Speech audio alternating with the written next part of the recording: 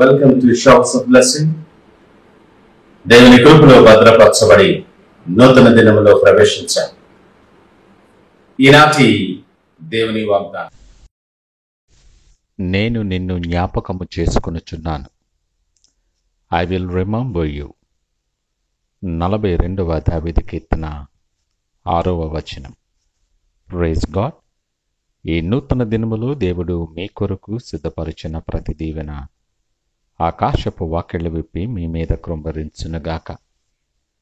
మరి ఒక నూతన దినాన్ని ఆరంభిస్తున్న నేపథ్యములో ప్రేమ కలిగిన వాగ్దానము ద్వారా దేవుడు మనల్ని దర్శిస్తూ ఉన్నాడు. గొప్ప ఆదరణ కలిగించేటటువంటి మాట ఇది. సర్వశక్తిమంతుడు, సర్వోన్నతుడు, మహోన్నతుడైన నిత్యుడైన తండ్రి అంటున్నటువంటి మాట. ఆయన మనలను జ్ఞాపకము చేసుకొంచున్నాడు. నరుని జ్ఞాపకము చేసుకొనుటకు వాడే పాటి వాడని లేఖనాలు అంటున్నప్పటికీ, నేను నిన్ను జ్ఞాపకము చేసుకుంటున్నాను అని సూటిగా ఉదయకాలము నీతో మాట్లాడుతున్నాడు. నిన్ను ఎరిగిన దేవుడు, నీ పరిస్థితులను ఎరిగిన దేవుడు, నీ తలంపులను, నీ నడతలను చూస్తున్నటువంటి దేవుడు నిన్ను జ్ఞాపకము చేసుకుంటున్నాడు. నీ గురించి చింతించేటటువంటి దేవుడు. నువ్వు దారి తప్పిపోకూడదని, ఆశీర్వాదాలు పోగొట్టుకోకూడదని, ప్రస్తుతం నీవున్న పరిస్థితుల్లో నలుగుచున్న నేపథ్యములో నిన్ను విడుదల కలిగించాలని నిన్ను జ్ఞాపకము చేసుకుంటున్నాడు. అనుదినము నీ భారమును మోస్తున్నటువంటి ఆయన నిన్ను జ్ఞాపకము చేసుకుంటూ ఉన్నాడు.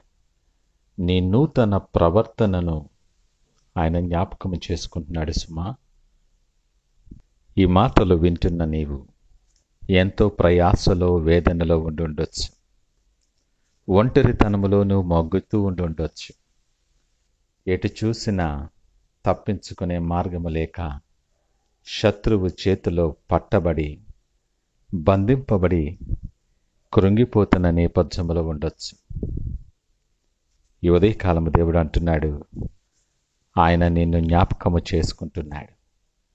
నీ ప్రయాసను, నీ కష్టాన్ని, నీ ఇరుకును, నువ్వు నడుస్తున్న మార్గాన్ని, నువ్వు మోస్తున్న భారాన్ని జ్ఞాపకము చేసుకుంటున్నాడు.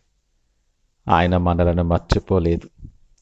సింహపు పిల్లలు లేమిగలవై ఆకలిగొనునేమో కానీ ఆయనను ఆశ్రయించు వారికి ఏ మేలు కొదువై ఉండదని జ్ఞాపకము చేస్తూ ఉన్నాడు. నిన్ను బలపరచాలని, నిన్ను దీవించాలని, నిన్ను విడిపించాలని నీ కొరకు నిన్ను జ్ఞాపకము చేసుకుంటూ ఉన్నాడు. స్వస్థపరచు దేవుడు, సమృద్ధి కలుగు చేయి దేవుడు. ఆయన జ్ఞాపకములో నీవున్నా. దిగులు చెందకు, కలవరపడద్దు. నీ పరిస్థితిని బట్టి నిన్ను నీవు నిందించుకోవద్దు. శ్రమ దినాన్ని నువ్వు కృంగిపోవద్దు. లేఖనమంటుంది, శ్రమ దినాన్ని కృంగితే నీవు చేతకాని వాడవగుతావని. నువ్వు ఆక్రందన చేసినప్పుడు, నువ్వు కన్నీరు కార్చినప్పుడు, దేవుని వైపు ఆశగా చూసినప్పుడు ఆయన నిన్ను జ్ఞాపకము చేసుకుంటూ ఉన్నాడు. ఆయనకు ప్రార్థించుట నువ్వు జ్ఞాపకము చేసుకుంటున్నావా? ప్రార్థన కలిగిన జీవితాన్ని, ప్రార్థన మర్చిపోనటువంటి జీవితాన్ని నువ్వు కలిగి ఉన్నావా? ప్రశ్న వేసుకో ఒక్కసారి.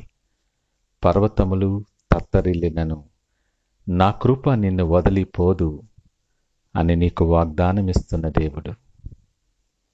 నీ మార్గములో అపాయము నీకు ఎదురవబోతూ ఉన్నప్పుడు నిన్ను కాపాడటానికి ప్రేమతో నిన్ను జ్ఞాపకము చేసుకుంటున్నాడు ఆయన. ఈ ఉదయకాలం నీ కొరకు ప్రాణమిచ్చిన యేసయ్యను నీవు జ్ఞాపకము చేసుకుంటున్నావా? ఆయన సన్నిధిలో ఉండటం నీకు జ్ఞాపకములో ఉన్నదా?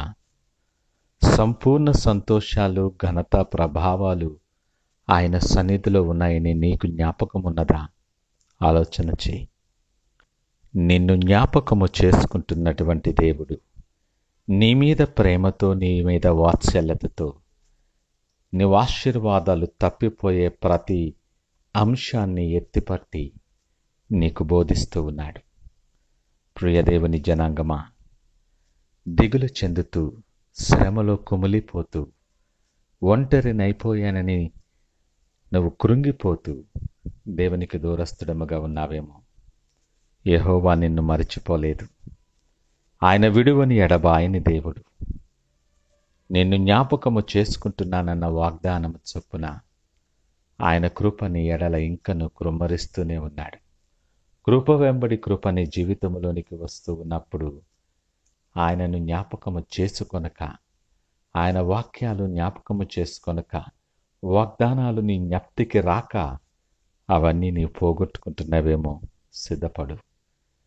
ఆశ కలిగిన ప్రాణాన్ని మేలుతో తృప్తిపరిచే దేవుడు ఆయన నీతో మాట్లాడుతుంటుండగా జీవము కలిగిన ఆ వాక్యము కొరకు, జీవము కలిగిన ఆ వాగ్దానము కొరకు, ఆయన నడిపించేటటువంటి ఆ వాగ్దానము కొరకు సిద్ధపడి, ఆశపడి, ప్రార్థనాపూర్వకముగా ఈ దినాన్ని ఆరంభిద్దామా?